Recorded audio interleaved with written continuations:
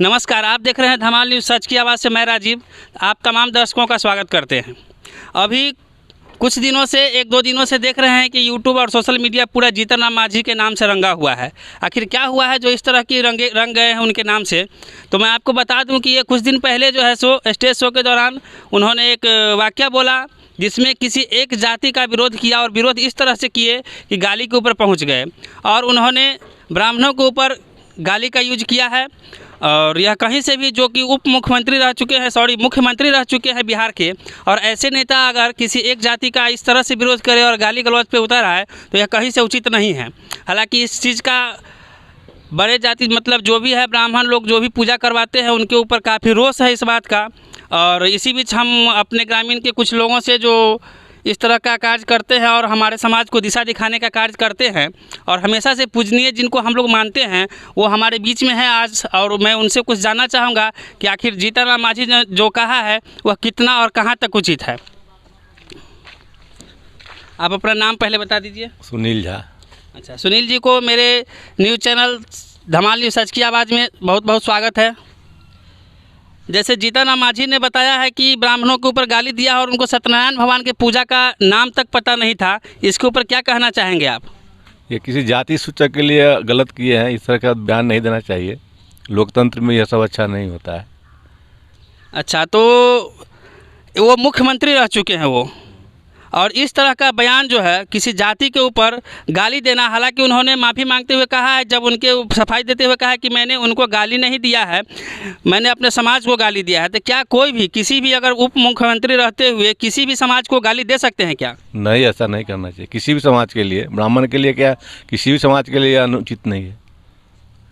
तो जैसा कि उन्होंने कहा है किसी भी समाज को गाली दे करके नहीं समझा सकते और समझाने का ये तरीका नहीं है, और वो सत्यनारायण भगवान का पूजा तक नहीं जानते हैं। जो बीजेपी और जदयू सत्यनारायण भगवान के राम और परशुराम के नाम पे चलती है, और उसके मंत्री और उसके बीच में रहने वाले लोग ही जो इस तरह का भाषा देंगे तो आखिर कहीं ना कहीं जनता में रोष जरूर व्याप्त है। और इस कड़ी में मैं जानना चाहूँगा अपने ग्रामीण से, आप अपना नाम बताएँ। राजमोहन झा।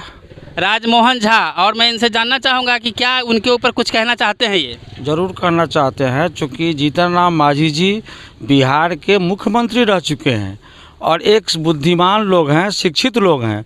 उनके द्वारा इस तरह का बयान देना बहुत शर्म की बात है।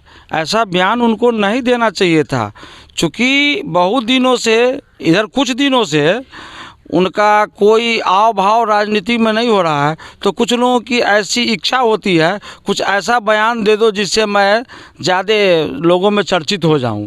मुझे लगता है कि इसी कारण से उन्होंने ऐसा बयान दिया है। वैसे वे पागल नहीं है, एक अच्छे लोग हैं, विद्वान लोग हैं, बिहार के मुख्यमंत्री रह चुके हैं। उनका ऐसा बयान देना कहीं भी किसी तरह से ब्राह्मण को वेदना कम पहुँचाना, अपना नाम चर्चित करना ऐसा लग रहा है।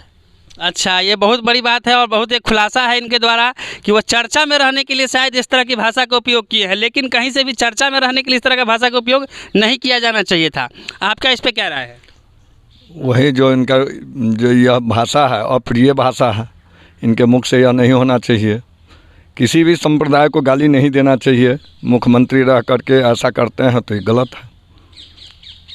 तो आप जो है सरकार से इसके लिए कुछ कहना चाहेंगे क्या कि इनके ऊपर कुछ कार्रवाई हो, ताकि आगे से अब जो हो गया इसके बाद आगे से इस तरह का जो है भर्सन न निकले इनके मुंह से? हाँ, इन पर कार्रवाई होनी चाहिए जो आगे फिर ये ऐसा कदम नहीं उठावे।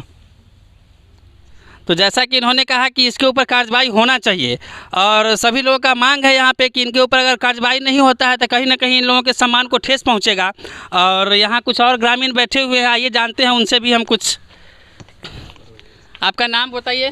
बैद्यनाथ झा। बैद्यनाथ झा जी, आपका मेरे चैनल में बहुत बहुत स्वागत है।